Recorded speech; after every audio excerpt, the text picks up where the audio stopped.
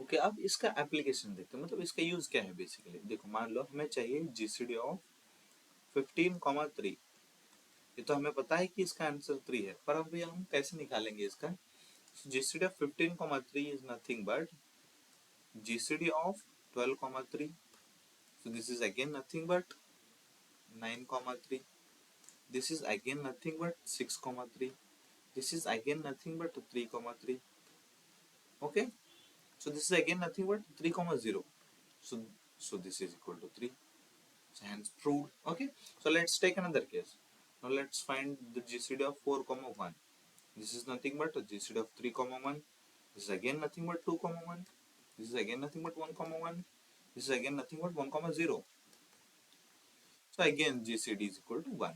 Okay, and I initially mentioned that GCD of 0 comma x is equal to x, since x divides both 0 and x completely.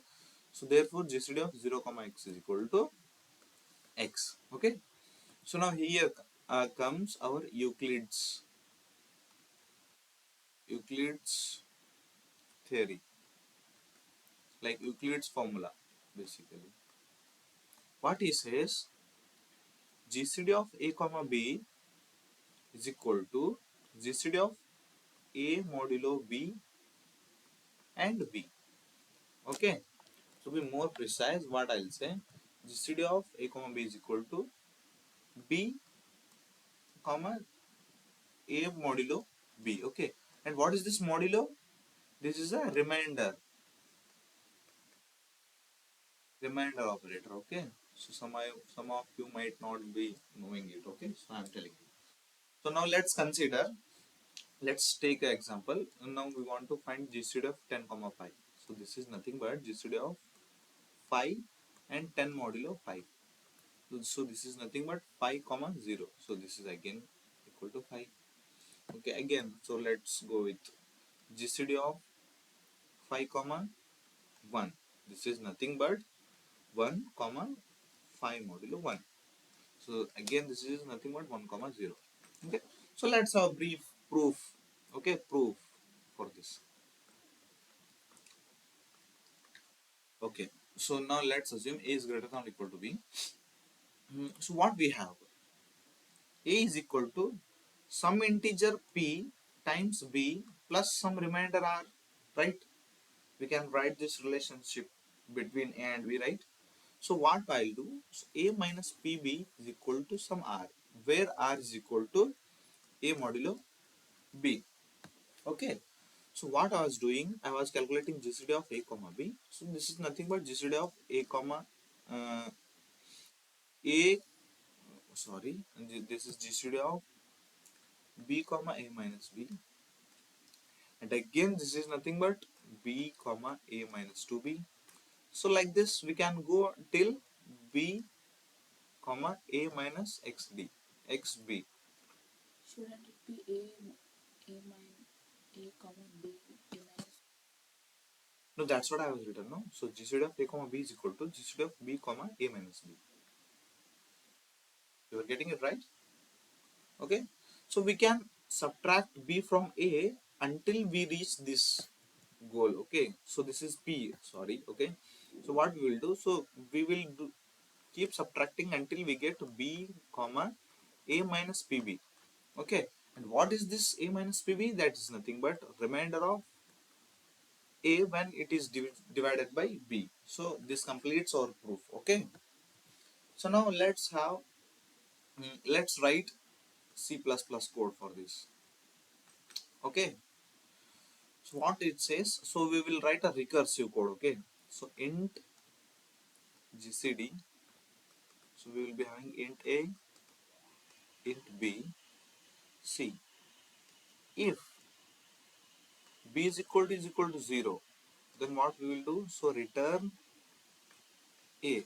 See, in this example what we were doing, so while we were calculating, the another term was getting boiled down to 0. After that we were concluding our dusra term is GCD. Okay, in the same way, so any of this terminates at some point, so this b become equal to 0 at some point. Okay, Whenever it becomes 0 at that point, so we will simply return A, or else what we will return? We will return GCD of B modulo A and B. Okay, so this is our recursive code, and another one we have iterative code. What we will do, if B is less than, sorry, if B is greater than A, then we will just swap A and B.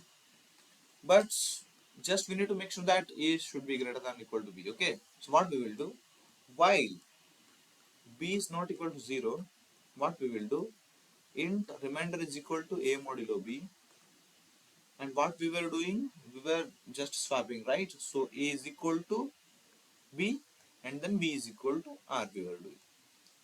So that's it, and at the end you have to just return A. So okay, this is our code, and time complexity for this is big of log of B. Okay, how come we are getting this? So what we are saying is, GCD of A comma B is nothing but GCD of B comma A modulo B. What I said, A modulo B will be at least less than or equal to A half, sorry, B half, as I said. So what we can do, this is nothing but B comma B half.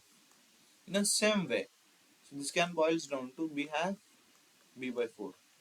So this is decreasing, right? So at some point what happens, we will get some term here and we will get b to the power b by 2 to the power I. Okay, so that's how we can calculate this. And b to the power b by 2 to the power I means, see here we have 2 to the power 1, 2 to the power 2, 2 to the power I. And basically when this boil downs to 1, right, we will stop at that time. So b by 2 to the power I should boils down to 1. So b is less than or equal to 2 to the power I. So this implies I is less than or equal to log b.